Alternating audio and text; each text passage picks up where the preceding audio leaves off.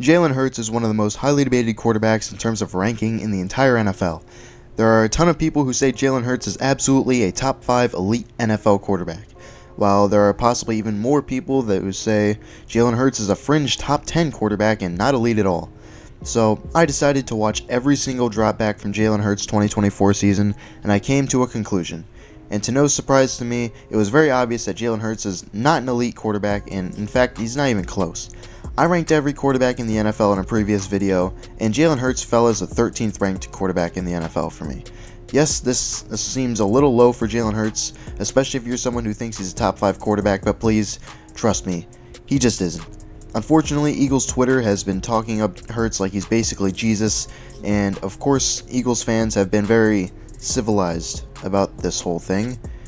And now there's a heated debate going around where Eagles fans are trying to say Jalen Hurts is better than 2015 Cam Newton. You mean like this Cam Newton?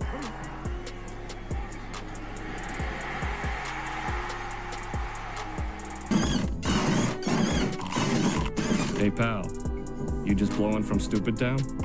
Listen, Cam Newton may have only had a few years in the spotlight as a top NFL quarterback, but he was miles better than Jalen Hurts ever has been in both his 2015 and 2017 seasons.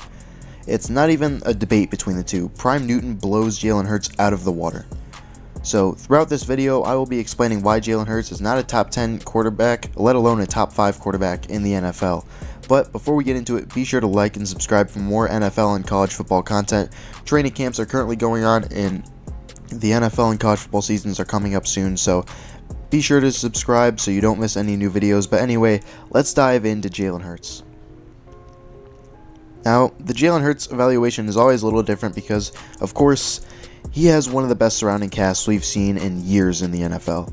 The Eagles have the best running back, receiving corps, and offensive line in the entire NFL on the same offense. So obviously, Jalen Hurts' role is much easier than any other quarterback in the NFL. And now comes the most common reason why people think Jalen Hurts is so good: he wins a lot. He's got a Super Bowl ring, and the Eagles have had plenty of great records under Jalen Hurts. All very true.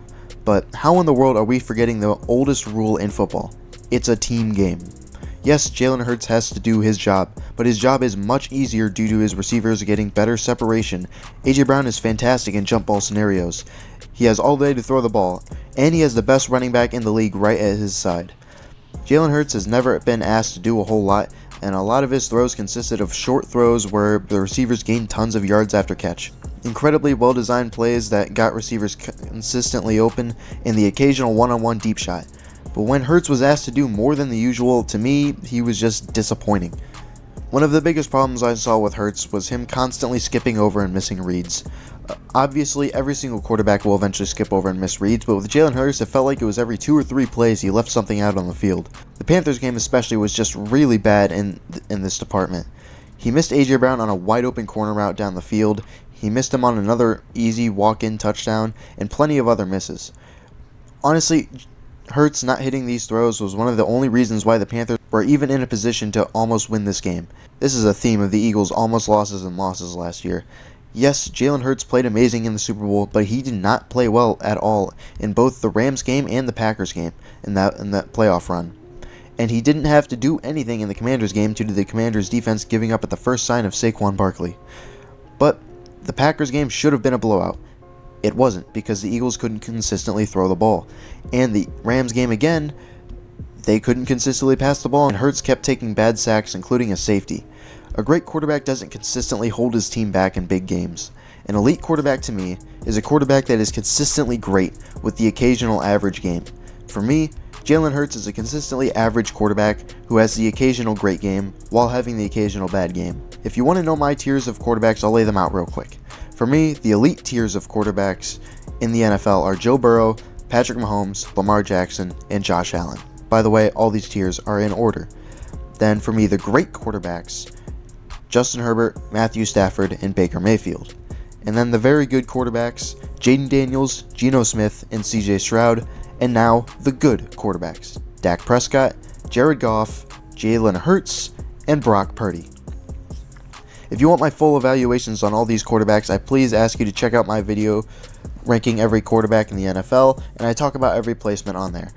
And in the good tier, which includes Jalen Hurts, are the quarterbacks where I think you can win a Super Bowl with a great team around them, which, well, I think fits. But back to his film, while he constantly skips and misses reads, he also just does not have very many high-level throws. Yes, he has a great deep ball down the sideline, but that to me is not a throw that I would classify as a high-level throw. He just doesn't really rip digs in the middle of the field through 3 defenders like I constantly see on Joe Burrow's, CJ Stroud's, and even Caleb Williams' film. He doesn't work the middle of the field too well, and he just simply is too late most of the time. He seriously struggles in terms of anticipation, which for me seriously separates the good quarterbacks from the elite quarterbacks. Anticipation opens up so many more throws in the middle of the field, and honestly, for the most part, Jalen Hurts was just way too late on too many throws.